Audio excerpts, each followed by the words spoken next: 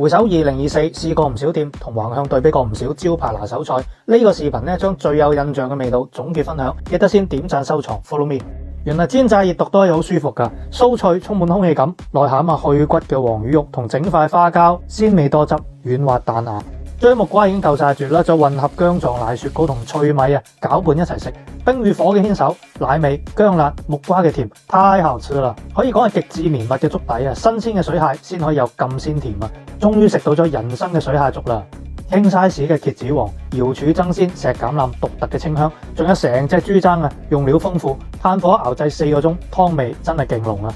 黑松露啫花膠可以話千萬但就呢間嘅松露味特別香嘅。火候同時間其實都好關鍵啦。花膠又厚又彈牙，用意大利黑醋炆西巴牙骨，酸甜味複合又夠爆汁，吃過都說好同場加演嘅馬友花肉炒蟹野味非常。嗱，呢種先叫湯清味濃啊！東山島嘅鮑魚肉厚爽口，喜馬拉雅鹽醃製嘅野生桔仔，飲完成個喉嚨都舒服晒。鮮嫩肉滑，骨香入味，皮爽醬油濃稠得好似豉油咁，入口竟然完全融化喺舌尖好似變魔術一樣。如果話呢個品牌做魚生起家嘅都不為過，喺廣州食魚生就會諗起佢啦。精選流水山泉水養嘅山坑鯇魚，鱷魚鱔翼，純淨鮮味清新爽辣，卜脆，一清二白，三紅四綠五黃。食完就會上腦廣州數一數二嘅蘭州牛肉麵，我覺得就去啦。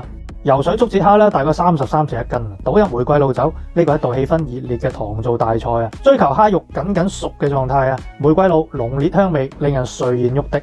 喺呢度都提前預祝各位老友新嘅一年紅紅火火，身體健康。當然要好似我嘅口頭禪咁，一切順利啦。